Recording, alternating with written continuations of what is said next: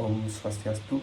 Assalamualaikum warahmatullahi wabarakatuh. Salam nama budaya, salam kebajikan bagi kita semua, dan salam harmoni.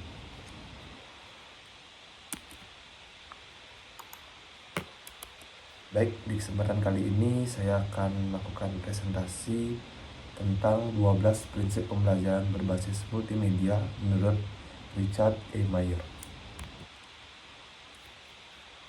Baik, sebelum saya melaksanakan presentasi, izinkan saya untuk memperkenalkan diri. Perkenalkan, nama saya Gede Agus Saputra, NIM 21160111040, kelas 41, Prodi S1 Pendidikan Jasmani Kesehatan dan Rekreasi. Nah, langsung saja, siapa Richard E. Mayer? Richard E. Mayer adalah seorang ahli dalam bidang pembelajaran multimedia yang mengembangkan 12 prinsip pembelajaran multimedia yang dirancang untuk meningkatkan efektivitas materi pembelajaran berbasis multimedia. Prinsip-prinsip ini berdasarkan teori cognitive load yang menekankan bagaimana manusia memproses informasi dalam memori kerja.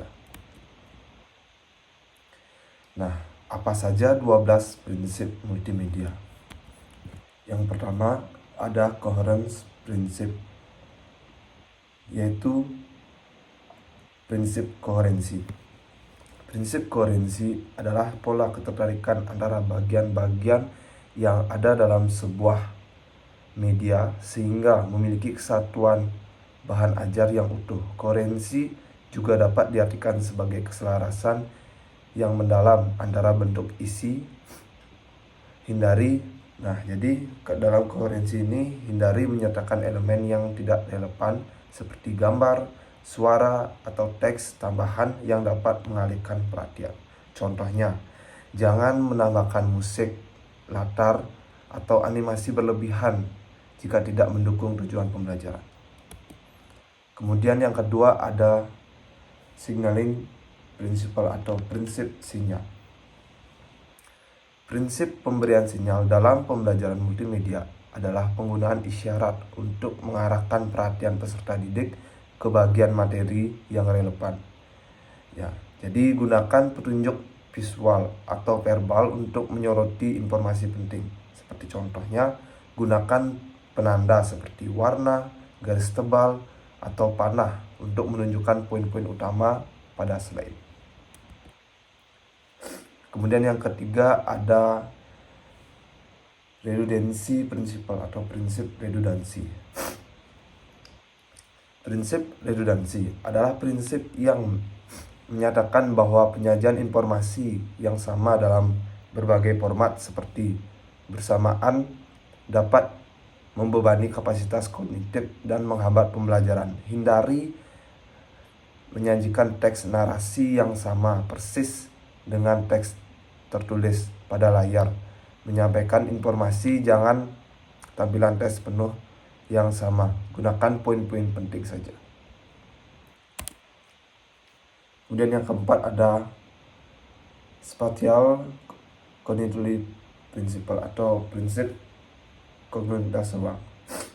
Prinsip kontinuitas ruang adalah prinsip yang menyatakan bahwa manusia belajar paling baik ketika teks dan visual yang relevan secara fisik berdekatan.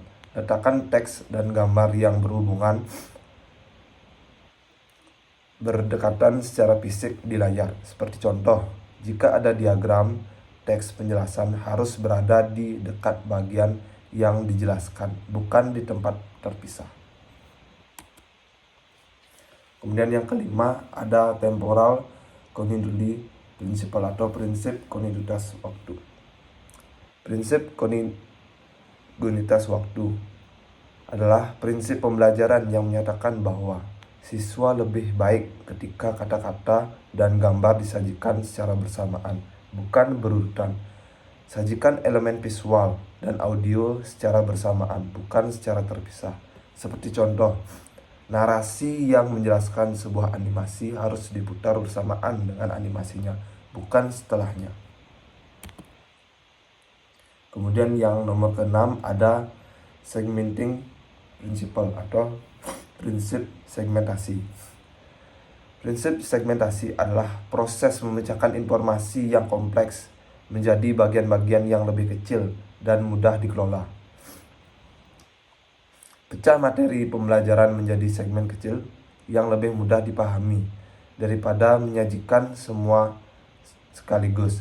Contohnya, presentasi video yang panjang lebih efektif jika dibagi menjadi beberapa bagian singkat dengan jeda antar segmen. Kemudian yang ketujuh ada modality principle atau prinsip modalitas. Prinsip modalitas adalah prinsip pembelajaran yang menyatakan bahwa informasi yang disampaikan melalui berbagai saluran seperti visual dan audio akan lebih baik daripada hanya menggunakan satu modalitas. Nah, jadi gunakan audio untuk menjelaskan elemen visual daripada menggunakan teks tertulis di layar. Seperti contoh, saat menjelaskan grafik atau diagram, gunakan narasi suara, bukan teks yang panjang. Kemudian prinsip yang nomor ke-8 ada multimedia principle atau prinsip multimedia. Prinsip multimedia adalah prinsip yang menyatakan bahwa pembelajaran dengan kombinasi kata-kata dan gambar lebih efektif daripada hanya menggunakan kata-kata saja. Sajikan kombinasi teks dan gambar, bukan teks saja, seperti contoh, menyertakan diagram atau ilustrasi untuk mendukung penjelasan teks akan meningkatkan pemahaman siswa. Prinsip yang nomor 9 ada personalization principle atau prinsip personalisasi. Adalah salah satu prinsip pembelajaran multimedia yang menyatakan bahwa manusia belajar lebih baik dengan bahasa yang informal dan percakapan yang santai. Nah, jadi gunakanlah gaya komunikasi yang ramah dan berbicara langsung kepada pelajar. Seperti contoh, gunakan narasi seperti berbicara langsung pada audiens dengan kata-kata sederhana dan informal. Prinsip yang nomor 10 ada voice principle atau prinsip suara. Prinsip suara adalah prinsip dengan menggunakan narasi manusia yang natural, bukan suara robotik atau sintetik. Contoh, narator dengan suara hangat dan alami akan lebih efektif dibandingkan narasi dengan suara monoton atau digital. Yang ke-11 ada image principle atau prinsip gambar.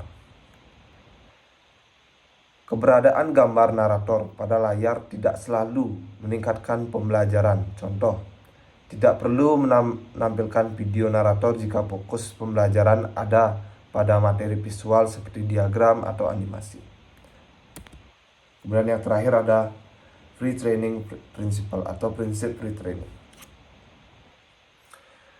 Berikan pelajar informasi dasar terlebih dahulu agar mereka lebih mudah memahami materi yang kompleks. Contoh, sebelum menjelaskan sistem tubuh manusia, berikan pengenalan tentang organ-organ utamanya terlebih dahulu.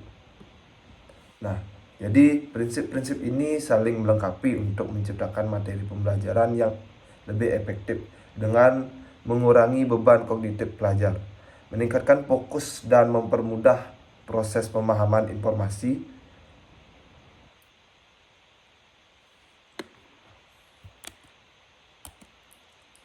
Baik, sekian presentasi yang dapat saya sampaikan. Mohon maaf bila ada kata-kata salah. Saya